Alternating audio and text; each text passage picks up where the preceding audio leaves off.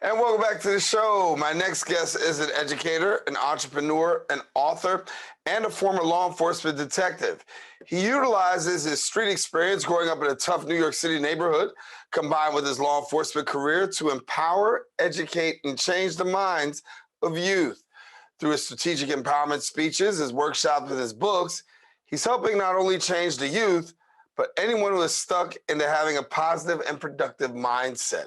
Join me now in sharing more. I am joined by the retired NYPD homicide detective, author, and empowerment speaker, Dr. Alfred S. Titus Jr. Dr. Titus, good to have you with us. Hello, Darren. It's a pleasure to be here. Thank you for having me on this great platform.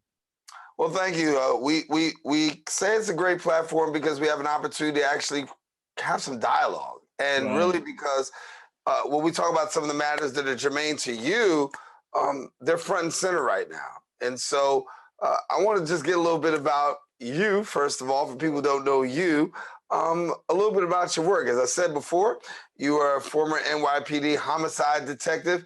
How do you go from homicide detective to turning around and saying, I want to be an author now? Yeah. Well, Darren, there are a lot of things that I dealt with and that I saw on the streets working in NYPD, and it allowed me to want to give back even more than I could as a law enforcement officer. I joined NYPD to help people, to help the community, to be the positive role model for my children and other minorities and African American men. When I got into the job, I did well. I progressed up the ladder, as I should have, and I made it to the highest level of being a detective, which is first grade.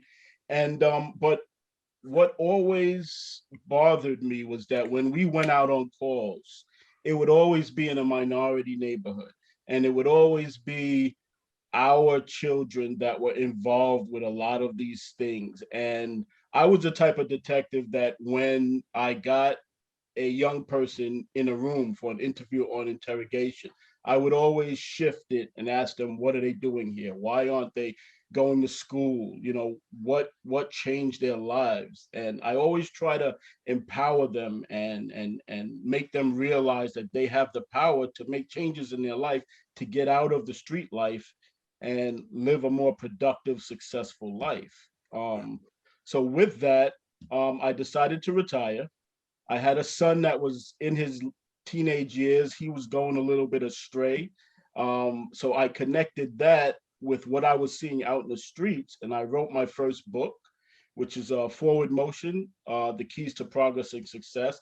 That book was geared toward my son. It's a motivational empowerment book, and it's great for the youth because it teaches them to use the skills that they have, not be limited by any circumstances within their life, and to progress and be empowered, overall change their mindset.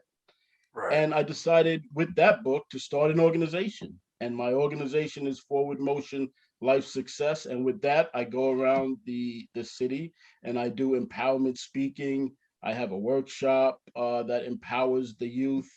My goal is still to help the youth. Yeah. I want to talk about your message and the receptivity to it. Obviously, you do get great receptivity. People are listening to the message. But when you come in and you say, listen, you know what? This guy's a former homicide detective, works the NYPD in a Yes, culture that is not really pro blue right now. yes, What's it been like? yes. What's it been like for you chopping it up with these people? Well, there are times when I'm welcome. Everybody's like, okay, this guy must have some positive information. Then there are other times you get that same mentality that I was getting when I was in law enforcement. No one wants to talk to the police. No one wants to listen to the police. The police are the enemy. So, I have to kind of break that down. And I go back to a story that happened to me that kind of led me to retirement. And there was this kid that I had met through several interviews. And we kind of got a little close. And I kept, talking to him, trying to get him to get out of the gang and change his life around. So he finally said to me, I'm going to look into getting my GED and then making other moves. I said, good. The next homicide I went to, I pulled back the sheets and it was that same kid. And I realized then that if I could have reached him, or if he was more receptive to the information I was giving him, it could have been another life saved. And that drives me, and I have many stories like that I can relate to the youth to get them to understand that, listen, you're going in the wrong direction, or you're not moving at all, because we have a lot of youth that are not necessarily going in the wrong direction, but because of everything that's going on in the world today, they are stuck. They don't know which way to go. You know, I have even college students that I teach that are telling me, Professor, we don't know what to do. We don't know to go, you know, it's a law enforcement school I teach at, John Jay College in Manhattan. And a lot of the students that came in to be law enforcement officers are backing away from that now. And I'm telling them, just like I tell the youth, we need you. Now is the time where we need new, young, fresh blood, fresh ideas to get out there and make the changes that we need. And the same thing with our youth. They have so much potential. And I speak to some of these kids, and they are so smart and educated, just within themselves. If they could just follow the steps of a program that I've set up, the 7 steps, it'll take them right into the success that they need. I was ready to ask that question. Talk to me about these steps, because you do have 7 steps to that outline. Yes. So what are those steps if somebody's watching? Okay, well, the first step is to recognize that change is needed. Okay, you have to recognize that my life is not going in the right direction. This is not how I'm supposed to be proceeding, and this is not going to lead me to where I want to go. So you have to realize that you have to change. Then you have to learn that there are about 4 key words that you need to learn and understand: motivation, ambition, determination. You need to learn what those mean and apply those to your life. You also need to be able to realize that a lot of the limits, a lot of the things that are stopping you, we have a lot of young people who have issues within their families, maybe issues, maybe they grew up in a single mother household, or their father or their mother is incarcerated, or someone is on drugs, or you can't let those things limit you. You have to succeed despite of everything else that's going on in your life. You have the power within yourself to still succeed, to push past that. And the number one thing is developing a game plan. You have to have a game plan, which means you have to put it on paper. It has to be something you look at every day. It has to be a plan with steps that you follow. And I go through all of that with them, because my goal is to empower, not just motivate. Motivate means to just tell someone to do something. Empower shows them how to do it. It's very similar to that old adage, um, teach a man to fish and you feed him for life. You know the one I'm referring to. Yeah. That one, is very important that our youth learn these key concepts, because they can be applied throughout their entire life. Yeah. I know in addition to all of these things, you also take your police background and you bring that to the forefront too. So you have an opportunity to talk to them about the things that go on. And let's look at what's going on in the nation right now. A lot of people are being unfairly targeted. Our men are being shot, Yes. traffic stops. And so talk to us about that conversation that you're having, because you are going behind the badge and giving us some up front and center stuff. Absolutely, absolutely, Daren. I've seen a lot of things. I've seen a lot of interactions with police go wrong. We've all seen them now in the media. So I have another program that's called Positive Interactions with Law Enforcement, and with that program, I go out into communities and I discuss how to interact safely with the police, what your rights are, what you should be doing, what you should not be doing. But more importantly, I give them the mindset of the police. I give them an insight into how the police are thinking and why they're doing what they're doing. And with that understanding comes greater knowledge. It's important that we understand each other's side. So I give that understanding to the community so that they can understand why the police officer is asking me to do this, why the police officer is demanding that I do this or requesting or whatever the case may be. But most importantly, I tell them that the important thing is to get home safely. That means that if there is something that if the police officer is disrespectful, if the police officer is doing something that you think is illegal, that right there on the street may not be the best time to handle that situation.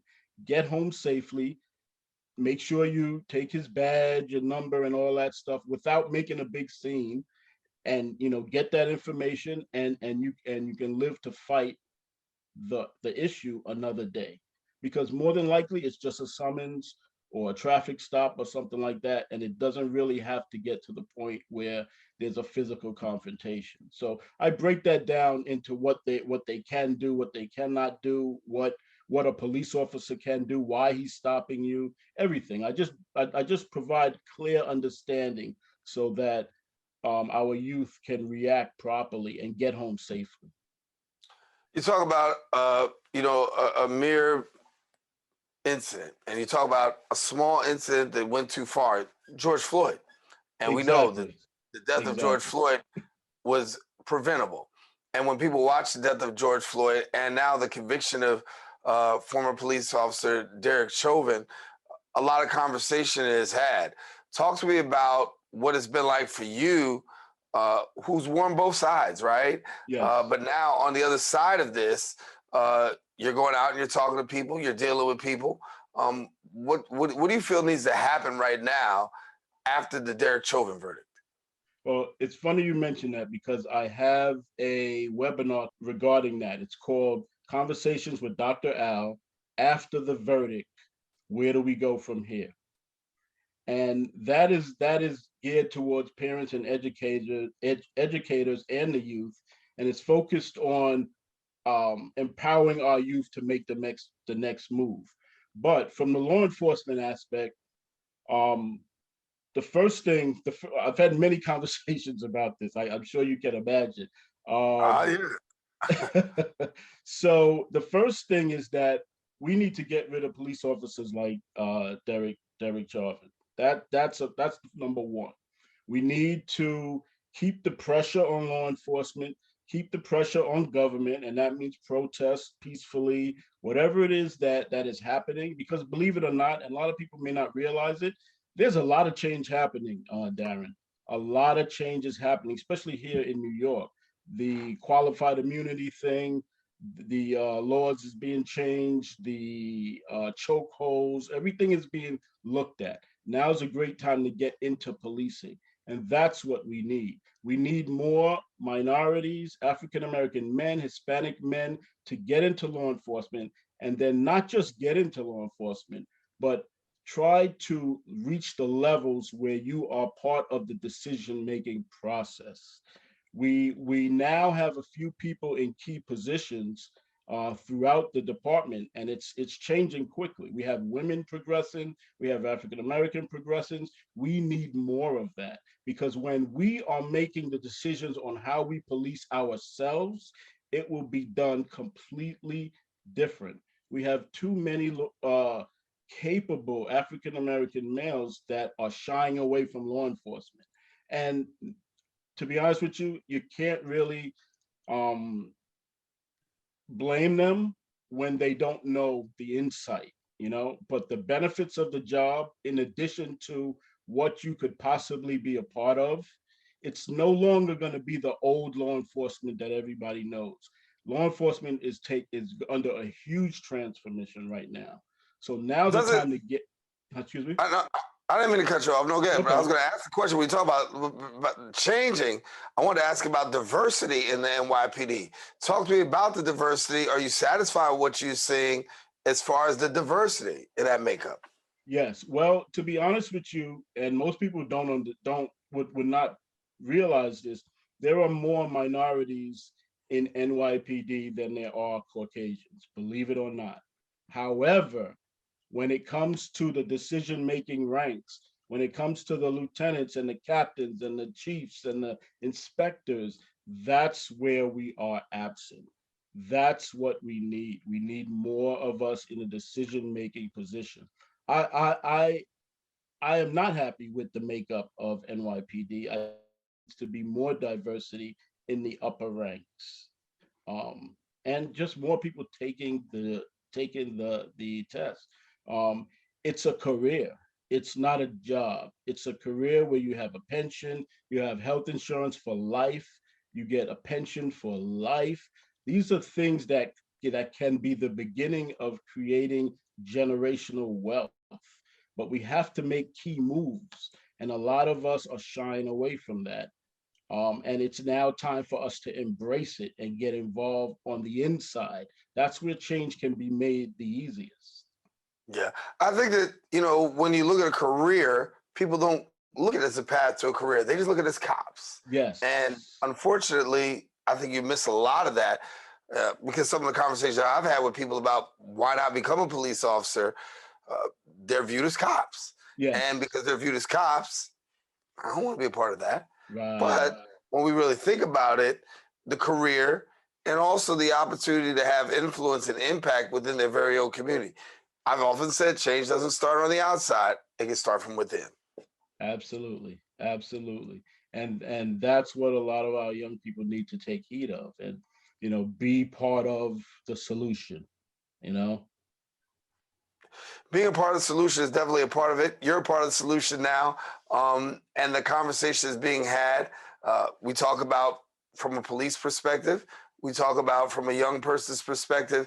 But as we draw down to a close, talk to me a little bit about where you see things happening going forward. The summer's upon us, busy time, and particularly for our young people. Yeah. Now that we're getting a little bit more time out there, what's the message?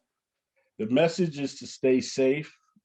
Go to my website, look me up, reach out to me. I want to be part of the change. There are tremendous opportunities since George Floyd. You open your credit card statement and you see we support Black Lives Matter. Everybody's on board now. There are, well, not everyone, obviously, but there are opportunities that we need to now take heed of. It is Doors are opening. It is time for us to grab these opportunities and change the image that the world has of us, and change our growth as a people. So with the summer coming, COVID ending, restrictions ending, there's going to be a lot of people on the streets again, and we need to prepare ourselves for the next step, the next level for our people. So, well, thank you so much for being with us, Dr. Titus. I think it's been great to have this conversation. I want to bring you back, certainly, that we might be able to share in the conversation and be able to let people know exactly um, how to balance this out. I think Right. there's a balancing act that needs to happen. You know both sides, so hopefully you can bring some more balance to our community. Thanks a lot. Thank you. All righty, as you said, Dr. Titus has that webinar. Make sure you check it out, and of course, find out more information.